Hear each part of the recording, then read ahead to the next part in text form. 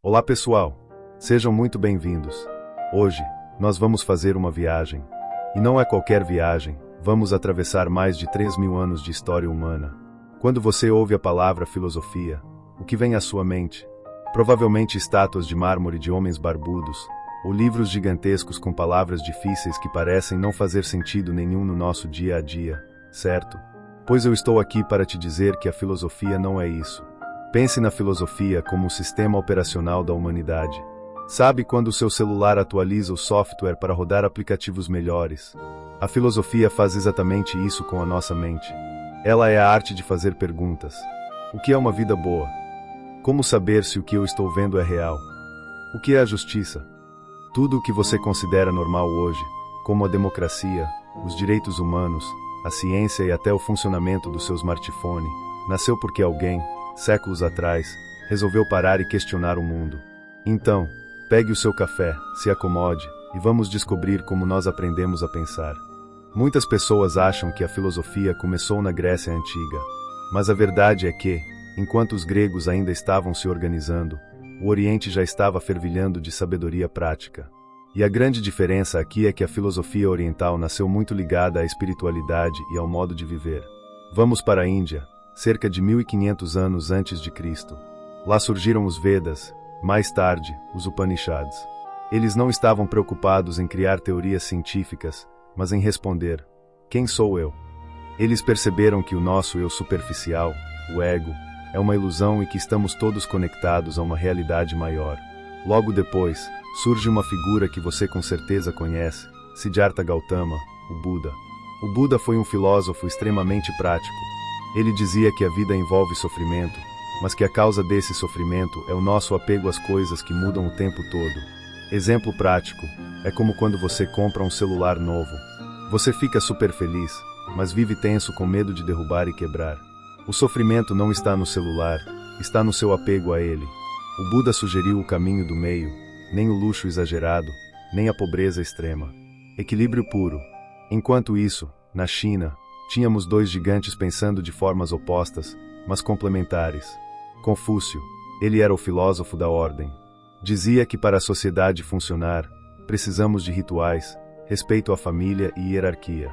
É a base da sociedade chinesa até hoje. Lao Tse, o pai do taoísmo, ele era o filósofo do deixa fluir. Para Lao Tse, tentar controlar tudo só gera caos. O segredo da vida é o Wu-Wei, a ação pela não ação. É como nadar a favor da correnteza de um rio, em vez de lutar contra ela. O brilho da Grécia Antiga. Agora sim, vamos dar um pulo para a Grécia, por volta do século VI a.C. Imagine que até aqui, se chovesse muito ou desse um terremoto, as pessoas diziam: ah, Zeus está irritado. Tudo era explicado por mitos e deuses. Aí aparecem os caras na região da Jônia, atual Turquia, que dizem: e se houver uma explicação natural para isso? Eles ficaram conhecidos como os pré-socráticos. Eles eram como os primeiros cientistas da história. O objetivo deles era descobrir a arqué, a matéria-prima de tudo o que existe. Tales de Mileto olhou em volta e disse: tudo é água. E faz sentido, né? A vida precisa de água, o gelo vira água, o vapor vira água. Heráclito disse algo genial: tudo flui. Ele dizia que você não pode entrar no mesmo rio duas vezes, porque na segunda vez a água já é outra, e você também já mudou.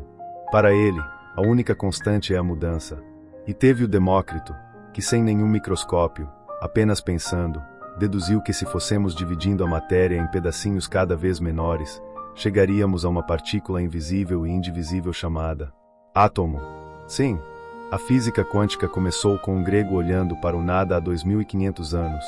Mas a filosofia dá um salto gigantesco quando sai da natureza e foca no ser humano. E tudo muda por causa de um homem que sequer escreveu uma única linha: Sócrates. Sócrates era o cara mais chato de Atenas, no bom sentido. Ele andava descalço pela praça pública parando as pessoas e fazendo perguntas. Ele chegava para um general e perguntava: o que é a coragem? O general dava uma resposta óbvia, e Sócrates, com mais perguntas, mostrava que o general não sabia de nada. Ele dizia: só sei que nada sei. Enquanto todo mundo fingia saber de tudo, Sócrates assumia sua ignorância, e era isso que o tornava o homem mais sábio. Ele nos ensinou a questionar nossas próprias certezas. Infelizmente, incomodou tanto os poderosos que foi condenado à morte, tomando um veneno chamado cicuta. Mas Sócrates deixou um aluno brilhante, Platão. Platão ficou tão traumatizado com a morte de seu mestre que começou a pensar: este mundo físico em que vivemos é muito injusto e imperfeito. Ele criou então a famosa alegoria da caverna. Exemplo prático: imagine pessoas amarradas dentro de uma caverna, olhando para uma parede onde passam sombras de objetos. Para elas, aquelas sombras são a única realidade. Um dia, uma pessoa se solta, sai da caverna e vê o sol e o mundo real. Ela volta para avisar os outros, mas ninguém acredita nela. Platão dizia que a maioria de nós vive na caverna das aparências. Hoje em dia, poderiam ser as redes sociais. E o papel do filósofo é nos guiar para fora, para o mundo das ideias, onde está a verdadeira verdade. E para fechar essa trindade grega, temos o aluno de Platão, Aristóteles. Aristóteles era o oposto de Platão. Enquanto Platão apontava para o céu, o mundo das ideias, Aristóteles apontava para a terra.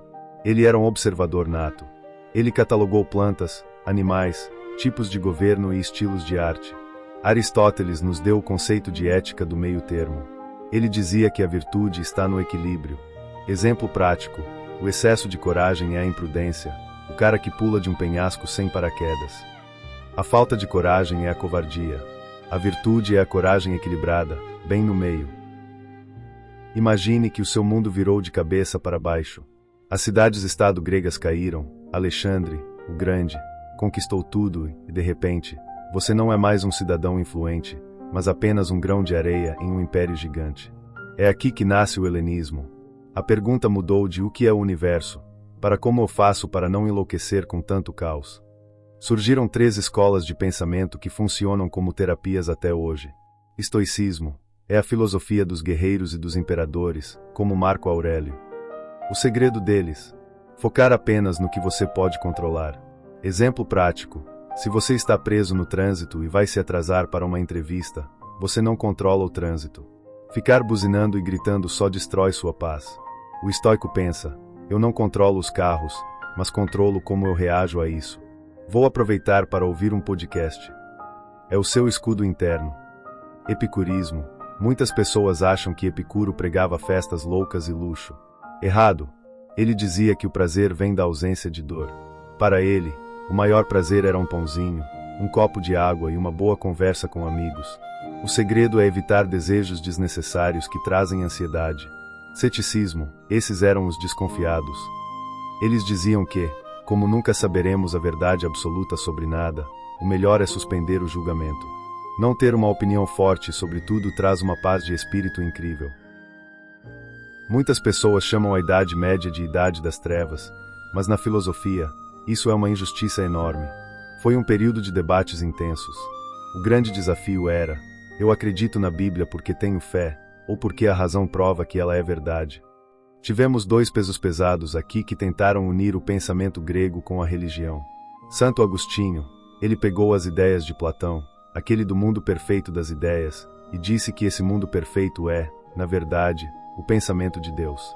Ele focava muito na iluminação interior. São Tomás de Aquino, ele era fã de Aristóteles. Ele dizia que a razão e a fé são como as 2 asas de um pássaro. Você precisa de ambas para voar. Ele tentou provar a existência de Deus usando a lógica pura, observando o movimento e a causa das coisas no mundo. Importante ressaltar: enquanto a Europa estava focada na teologia, o mundo islâmico estava salvando a filosofia. Pensadores como Avicena e Averroes traduziram os gregos e avançaram muito na medicina e na lógica. Sem eles, o Renascimento talvez nunca tivesse acontecido. A Revolução da Modernidade. Chegamos ao século XVII. A ciência está começando a bombar com Galileu e Copérnico. As pessoas começam a duvidar de tudo o que a Igreja dizia. É aqui que entra o pai da filosofia moderna, René Descartes. Descartes decidiu fazer um experimento mental radical. E se tudo o que eu vejo for um sonho? E se houver um gênio maligno me enganando sobre a realidade? Ele começou a duvidar de tudo. Mas aí ele percebeu uma coisa: mesmo que ele estivesse sendo enganado, ele precisava estar pensando para ser enganado. Daí surge a frase mais famosa da história: penso, logo existo. A partir daí, a filosofia se dividiu em 2 times, como um clássico de futebol. Time racionalista, Descartes, Spinoza acreditavam que a razão e a lógica sozinhas podem descobrir a verdade. Time empirista, John Locke, David Hume diziam que nossa mente nasce como uma folha em branco, tábula rasa. Só aprendemos algo através dos sentidos, vendo, tocando e sentindo. Exemplo prático, um racionalista diria que 2 mais 2 igual 4 é uma verdade lógica universal. Um empirista diria, eu só sei que 2 mais 2 igual 4 porque eu peguei 2 maçãs, juntei com outras 2 e contei. O Iluminismo e o juiz Kant. No século XVIII, o Iluminismo explode. É a era da liberdade e da ciência. E aí aparece Immanuel Kant, o homem que tentou acabar com a briga entre racionalistas e empiristas. Kant disse algo revolucionário: nós não vemos o mundo como ele é, mas sim como a nossa mente o processa. É como se todos nós nascêssemos com óculos cujas lentes não podem ser removidas. Exemplo prático, pense no tempo e no espaço. Para Kant, o tempo não está lá fora, ele é uma ferramenta da nossa mente para organizar os eventos. Sem a nossa mente para organizar as sensações, o mundo seria apenas um ruído sem sentido. Ele também nos deu um imperativo categórico: haja de tal maneira que a sua ação possa virar uma lei universal. Ou seja, antes de furar uma fila, pergunte-se: eu gostaria que todo mundo no planeta furasse filas? Se a resposta for não, então você não deve fazer isso. Simples e poderoso, né?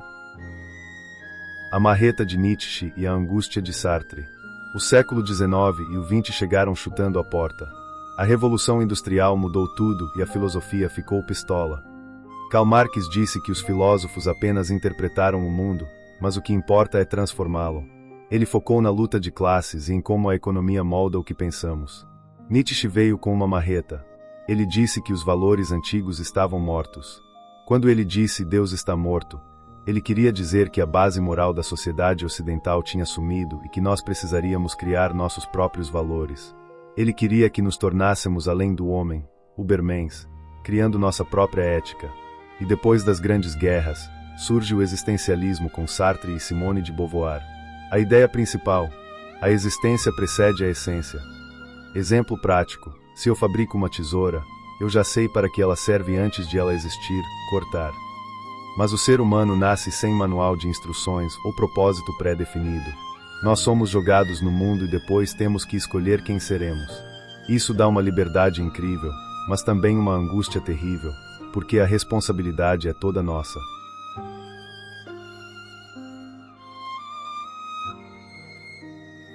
O que vem agora? E chegamos ao agora. A filosofia não parou. Hoje, os filósofos estão nos laboratórios de inteligência artificial e nos debates sobre o clima. Estamos discutindo ética das máquinas. Se um carro autônomo tiver que escolher entre atropelar uma pessoa ou bater no muro e ferir o passageiro, o que ele deve fazer? Quem programou essa moral? Pós-verdade, em um mundo de fake news, como definimos o que é real? Voltamos lá para o ceticismo e para a caverna de Platão. Filosofia da mente. Se conseguirmos copiar o seu cérebro para um computador, esse computador será você?